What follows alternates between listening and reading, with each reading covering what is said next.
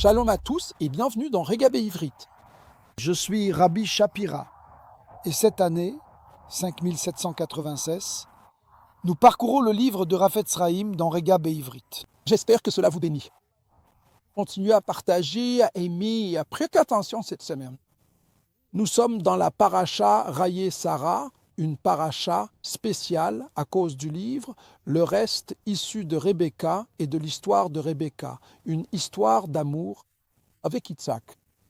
Dans cette paracha, il y a le serviteur du Seigneur, dont nous ne connaissons pas le nom. Plus tard, nous saurons qu'il s'appelle Eliezer, ce qui signifie « Dieu est mon aide ».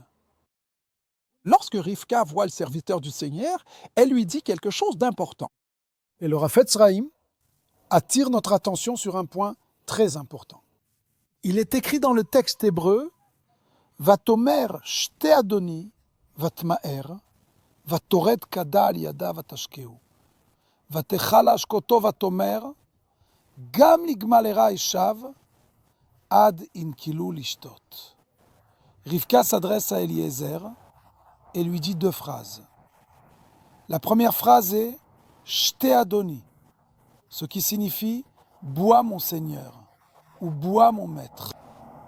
Ensuite, pendant qu'elle lui donne à boire, elle dit au serviteur « Laisse-moi, s'il te plaît, donner aussi de l'eau à tes chameaux. » Vous voyez, le Rafetz Chaim souligne le fait que Rivka a fait deux déclarations distinctes. Et il pose la question « Pourquoi Rivka n'a-t-elle pas dit « Laisse-moi te donner de l'eau, à toi et à tes chameaux » Pourquoi y a-t-il une pause entre ces deux paroles? Au tout début de l'histoire, elle dit « Shtei adoni », bois, mon maître. Et ensuite, elle dit « Gam legmalra eshav », ce qui signifie, en français, « Je vais aussi donner de l'eau à tes chameaux ». Pourquoi ces deux phrases sont-elles bien séparées? Le Rafetz Chaim explique ici quelque chose d'important. Il dit que chaque fois que Rivka parle, elle dit ce qu'elle peut faire à cet instant précis.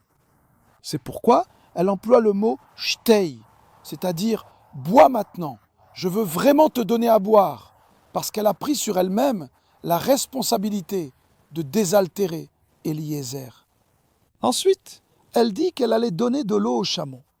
À ce moment-là, elle a pris sur elle une autre tâche, une mission différente, qu'elle pouvait accomplir à ce moment précis, sans hésitation.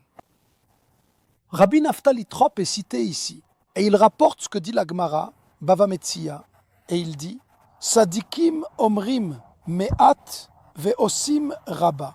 Ceux qui sont justes parlent très peu, mais ils font beaucoup. Et son désir profond, c'était de faire beaucoup. Vous voyez, un tzaddik, c'est-à-dire une personne juste, ne dira jamais quelque chose en vain sans aller jusqu'au bout de ce qu'elle a dit.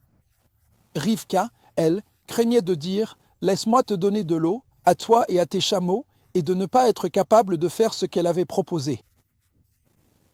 Alors elle a procédé par étapes, en disant d'abord un peu, et puis elle dépasse les attentes.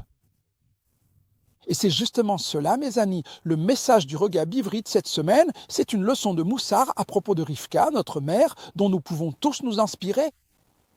Parlons peut-être un peu moins et essayons de faire mieux que ce que nous proposons. Accomplissons ce qui sort de notre bouche.